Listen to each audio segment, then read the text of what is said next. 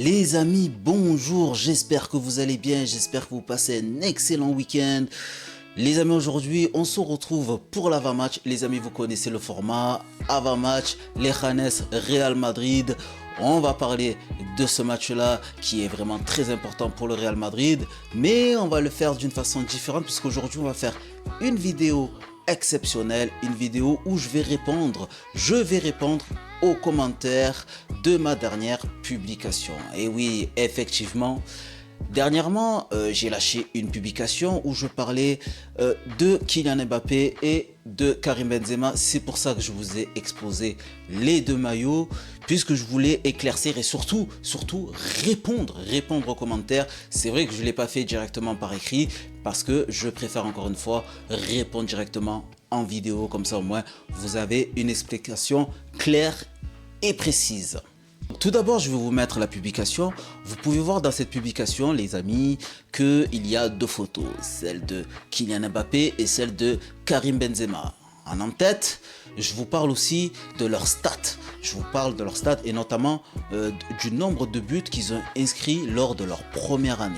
Et vous pouvez voir que Karim Benzema en a mis 9. D'accord, durant toute l'année 2009, ok, et que Kylian Mbappé actuellement, donc en début de saison, sur 16 matchs, est à 8 buts.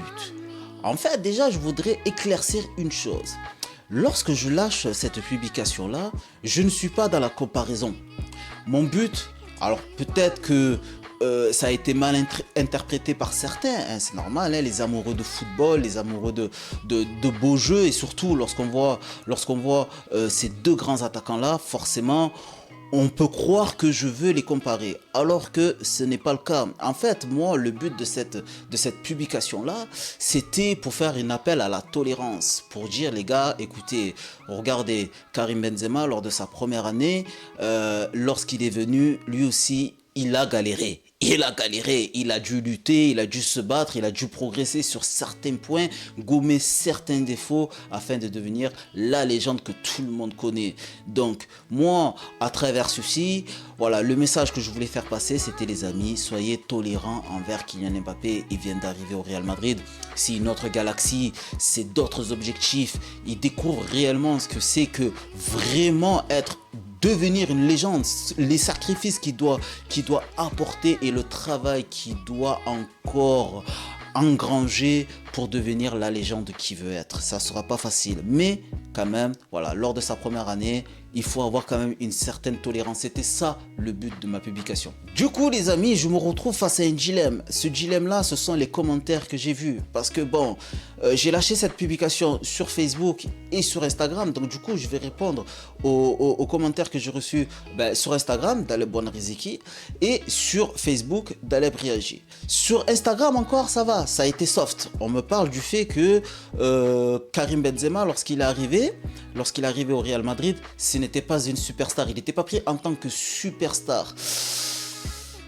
Oui et non, les amis, oui et non, parce que, bon, voilà, même s'il n'y a pas eu 90 000 personnes à sa présentation et qu'il n'y a eu que 15 000 personnes à sa présentation, on a quand même pris Karim Benzema pour être titulaire, les amis. On a quand même pris Karim Benzema pour construire les nouveaux Galactiques.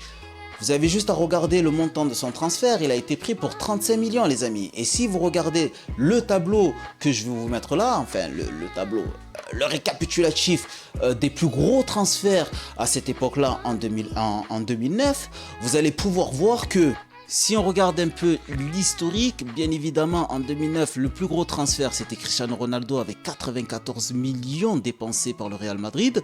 Ok. Ensuite, il y a Ricardo Caca avec 65 millions d'euros. Ensuite, il y a eu Zlatan Ibrahimovic en provenance de l'Inter de Milan vers Barcelone pour 46 millions d'euros, plus Samuel Eto'o. Ensuite, nous avons Xavi Alonso, les amis, et c'est là que ça devient intéressant. Ensuite, nous avons Xavi Alonso en 4e position avec 35 millions et 400 000 euros, et Karim Benzema avec 35 millions d'euros plus bonus, donc soit 41 millions, puisque environ 6 millions d'euros de bonus sera reversé à l'Olympique Lyonnais, et forcément avec les performances de Karim Benzema, l'Olympique Lyonnais a bien évidemment reçu ces 6 millions d'euros. Donc, en gros, le transfert de Karim Benzema s'élève en tout et pour tout à 41 millions d'euros en 2009, ce qui fait de lui, bon, officiellement sur le papier, Xabi Alonso sera promu avec 400 000 euros de plus, d'accord, mais si on regarde bien avec les bonus, on peut dire que Karim Benzema, c'est le 4e plus gros transfert en 2009. Donc on peut voir quand même qu'au vu du montant qui a été mis par le Real Madrid pour recruter Karim Benzema, que c'était pas juste un jeune espoir de 20 ans. Non, non, non. Il était là pour être vraiment titulaire. Maintenant les gars, je vais répondre aux commentaires sur Facebook, les amis. Je vais répondre aux commentaires de Facebook parce que franchement ceux-là, ils sont vraiment très intéressants. Et ce sont vraiment des commentaires et des arguments que j'entends tout le temps. Même en dehors des réseaux sociaux, j'entends tout le temps ce genre de commentaires là et je vais y répondre parce qu'il faut éclaircir tout ça les amis, il faut éclaircir tout ça, donc écoutez bien, restez jusqu'à la fin. Alors déjà on me dit que Karim Benzema n'était pas considéré comme le meilleur joueur du monde, loin de là, n'oublie pas ça. Bon ça ok, ça je peux le concevoir, c'était Cristiano Ronaldo le meilleur joueur du monde à cette époque là. Puis on me dit il était bon, c'est tout. Non, par contre là je suis pas d'accord parce que si on regarde sa dernière saison à Lyon les amis, si je vous montre les stats qu'il a eu à Lyon, c'était tout simplement une tuerie et notamment en Ligue des Champions les amis, Karim Benzema a soulevé l'Europe. Manchester United, ça rappelle encore très bien. Et ensuite on me dit que le président a simplement eu du flair de le recruter, que c'était un coup de hasard quoi en gros c'est ça. Alors les amis, je vais répondre à ça parce que malheureusement, on oublie très vite les choses. On oublie la belle histoire de Karim Benzema. On oublie quand même que son histoire, elle est magnifique à Karim Benzema. Voici comment Karim Benzema a été recruté par le Real Madrid. En fait, déjà il a reçu un premier coup de fil de Zinedine Zidane. Premier coup de fil de Zinedine Zidane qui lui dit « Le Real Madrid, c'est fait, c'est pour toi. » Ok. Pas de problème, il raccroche. Puis ensuite, Karim Benzema reçoit directement la visite du président du Real Madrid. Oui les amis, Florentino Pérez s'est déplacé directement, a fait le voyage de l'Espagne jusqu'en France, à Bron, à côté de Lyon, là où il habitait Karim Benzema. Il a toqué chez Karim Benzema, en tout cas chez ses parents, pour recruter directement Karim Benzema. C'est-à-dire qu'il est venu chez lui pour le prendre la main, et l'amener au Real Madrid. C'est ça l'histoire de Karim Benzema. Et ce que je voulais ajouter aussi à cette histoire-là, c'est que c'est le seul joueur, avec toutes les grandes stars qu'il y a eu, Cristiano Ronaldo, Zidane, Figo, Kaka, Raoul, c'est le seul joueur que Florentino Pérez est allé chercher. C'est le seul joueur, Karim Benzema. Donc on ne peut pas dire que le président il a eu du flair. Non. On le connaissait très bien Karim Benzema. Karim Benzema c'était une terreur en Ligue des Champions, c'était une terreur en Ligue 1. Vous vous rappelez quand même. D'autant plus qu'il ne jouait pas dans n'importe quelle équipe. Il jouait à Lyon et à cette époque-là, c'était pas le Lyon actuel. C'était le Lyon qui écrasait tout en Europe. C'était le Lyon qui pouvait gagner la Ligue des Champions, les amis. Et oui, les amis. Et oui, rappelez-vous, ne soyez pas amnésiques, les amis. Ne soyez pas amnésiques. Donc, on ne peut pas me dire que Karim Benzema, c'était juste un coup de flair. Non. Karim Benzema, c'était le numéro 9 qu'on voulait au Real Madrid. Et encore une petite anecdote. Une petite anecdote aussi pour ceux qui oublient, pour ceux qui sont un peu amnésiques.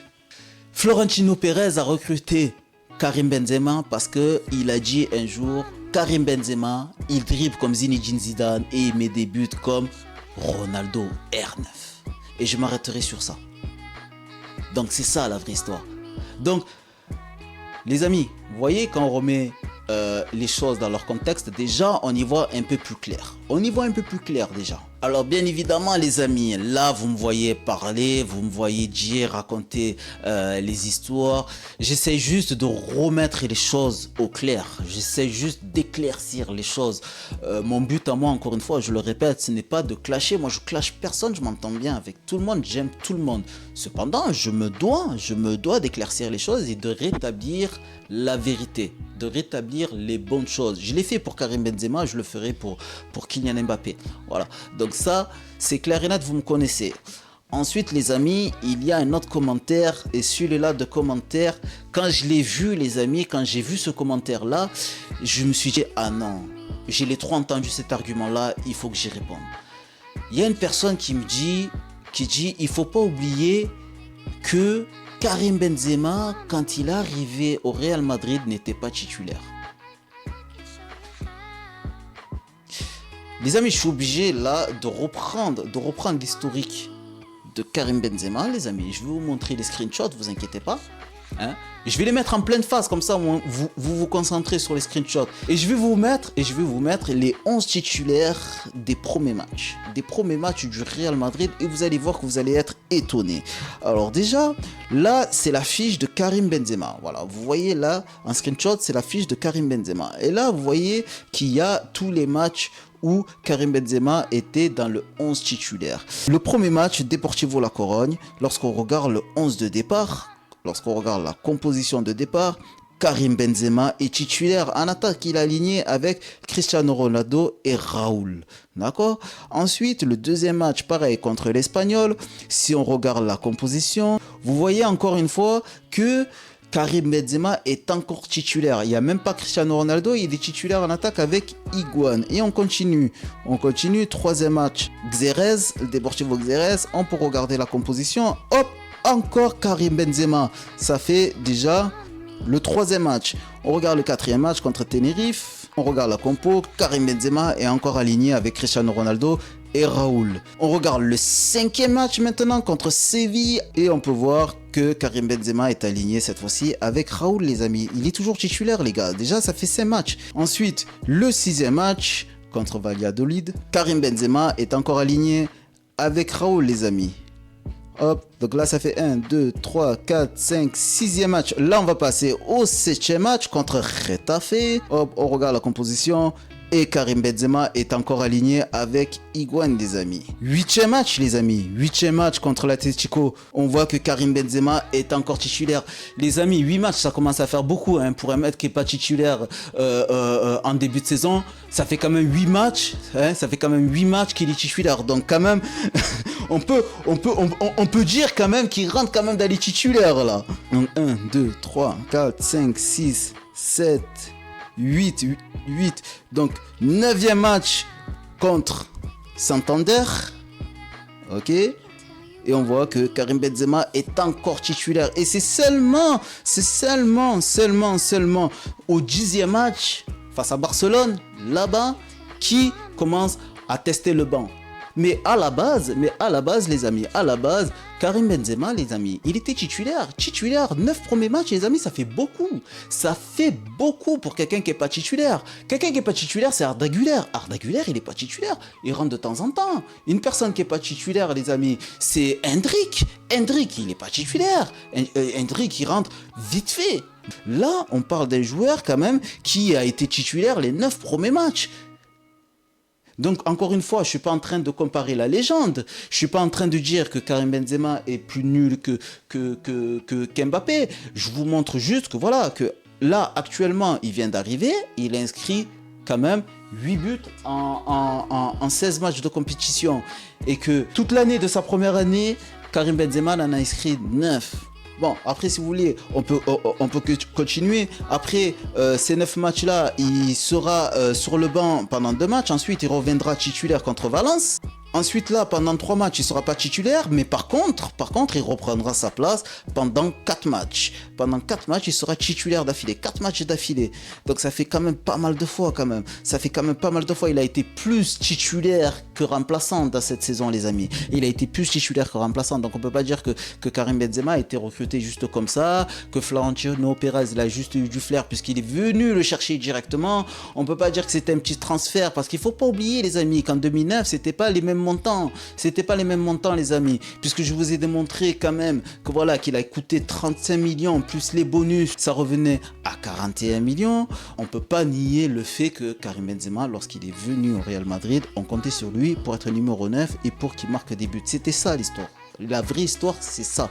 Donc oui, dans la première année, Karim Benzema a joué 33 matchs et il a mis 9 buts. Là, actuellement, Mbappé, il en est à 8 sur 16. Après, les amis, il y a eu un autre commentaire et ça, je suis obligé d'y répondre.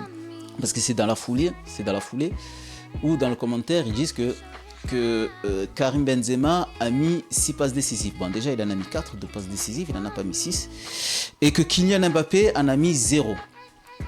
Et ça, je vous promets, les amis, qu'il y a beaucoup de personnes qui pensent que Kylian Mbappé, cette saison, il n'a pas mis de passe décisive. Est-ce que vous vous rappelez de Dortmund? Est-ce que vous vous rappelez de la remontada, comment elle se déclenche? Parce que ça aussi, les gars, il y a beaucoup de personnes qui oublient le déclencheur de la remontada, les amis. La remontada, les amis, vous voulez que je vous explique le premier but, comment ça s'est passé? Le premier but, c'est Vinicius qui arrive à obtenir le corner. Ce corner-là, il est tiré, d'accord? Il est tiré. Finalement, il y a un petit cafouillage et le ballon, il arrive dans les pieds de Mbappé qui est sur le côté droit. Il a un joueur qui est face à lui. Pour les personnes qui disent que Mbappé fait plus de différence balle au pied, hop, petite feinte de corps, il part sur le côté. Donc il a mystifié le joueur et derrière, il centre directement. Il pique son ballon, parce que pendant tout le match, il n'y avait que des centres à terre. Il pique son ballon, il l'envoie au point de pénalty et c'est là que Rudiger, il met la tête. C'est ça le premier but de la remontada. Après, bien sûr qu'il y a eu l'exploit de Vinicius, bien sûr qu'il y a eu l'exploit aussi de Valdez. Encore, les amis, je m'arrête là parce que si j'explique tous les buts, vous pouvez voir que Kylian Mbappé, il est dans tous les coups dans les buts. Mais je vais m'arrêter là parce que j'ai fait déjà une vidéo sur Dortmund. Donc pour ceux qui veulent voir l'explication sur le fait que Kylian Mbappé est dans tous les coups dans cette remontada, les gars, je vous invite à aller le voir. Il n'y a pas de problème, les amis. Les vidéos, c'est fait pour ça. Déjà, ça fait une passe décisive. Et n'oubliez pas aussi qu'il a fait une passe décisive aussi à Vinicius, les amis. Oui, en championnat, les amis. Il a fait une passe D à Vinicius, les amis. Quel match? C'est face à l'Espagnol, où il marque un but et il fait une passe décisive. Et oui, les amis. Donc, ne soyez pas amnésiques, les amis. Ne soyez pas amnésiques. D'autant plus, les gars. Ne croyez pas, ça a été vraiment très difficile pour Karim Benzema parce que lorsqu'on voit l'arrivée de Karim Benzema, il a dû perdre des kilos, les amis. Il a dû perdre au moins 5 kilos, les amis. Et il a dû se préparer aussi mentalement, alors qu'il était très costaud mentalement lorsqu'il est arrivé au Real Madrid. Mais c'est un autre monde. Il a dû changer de caractère, Karim Benzema. Il a dû plus s'ouvrir au public, plus sourire aussi aux journalistes. Parce qu'avant, c'était quelqu'un qui parlait pas. Il faisait son match et il partait. Il n'était pas ouvert aux gens. Donc, il a dû travailler sur ça. Il a eu vraiment une période vraiment très difficile, Karim Benzema. Pourtant, on connaît tout son talent. Et pour Kylian Mbappé, c'est pareil, les amis. Pour Kylian Mbappé, c'est pareil. Même s'il arrive avec un statut de champion du monde, même si voilà, il arrive avec un statut où il est sur le podium du Ballon d'Or, voilà, depuis qu'il est footballeur, maintenant ça va faire 7 ans, il est quasiment toujours sur le podium du Ballon d'Or. Bon voilà, il est champion du monde, finaliste de la Coupe du Monde, demi-finaliste de l'Euro. Bon, oui, bien sûr que Kylian Mbappé aujourd'hui c'est quelqu'un, aujourd'hui c'est une méga star, aujourd'hui c'est un futur crack, comme on dit, c'est un futur crack. Il est destiné à marcher sur les traces des grands joueurs, des légendes. Je vais pas citer de joueurs, je vais pas dire Cristiano Ronaldo ou ci ou ça, parce que en fait, les gens, ils pensent que Kylian Mbappé veut devenir comme Cristiano Ronaldo, mais personne ne peut faire ce que Cristiano Ronaldo a fait. Personne ne peut faire ce que fait Cristiano Ronaldo. C'est impossible. Pour l'instant, là, actuellement, c'est impossible. C'est impossible. Même Haaland, avec tous les buts qu'il met, il est très très loin encore de Cristiano Ronaldo. C'est impossible. Puisque Cristiano Ronaldo, si vous préférez, il y a des personnes qui disent qu'il est meilleur que le roi Pelé. Vous vous rendez compte? Il y a des personnes qui disent que Cristiano Ronaldo, il est meilleur que le roi Pelé. Cristiano Ronaldo, c'est l'ultimate GOAT. Donc on peut pas comparer Kylian Mbappé à Cristiano Ronaldo parce que aucun joueur n'arrive à la cheville de Cristiano Ronaldo. Et je parle pas de Messi, je parle des autres. Messi c'est pareil, c'est un extraterrestre. Et ce qu'il a fait Messi c'est pareil. On peut pas les comparer les amis, puisque eux ce sont des joueurs, ça on les trouve une fois tous les 100 ans les amis, une fois tous les 50 ans, c'est rare d'avoir des joueurs comme ça. Donc ça aussi les gars, il faut pas normaliser les choses, il faut pas normaliser ce qu'a fait Cristiano Ronaldo et Messi, c'est extraordinaire les gars ce qu'on a vécu. Donc voilà, donc il faut rester dans un cadre normal. Et ça, Karim Benzema l'a expliqué aussi. Il a expliqué parce qu'il a eu ce souci aussi. Parce que comme il portait le numéro 9, les amis, comme il portait le numéro 9, on le critiquait parce qu'il marquait pas des buts. Et même Cristiano Ronaldo, il se faisait insulter sur les réseaux ou dans la presse parce qu'il marquait un but par match. Et ça, c'est Patrice Evra qui le disait.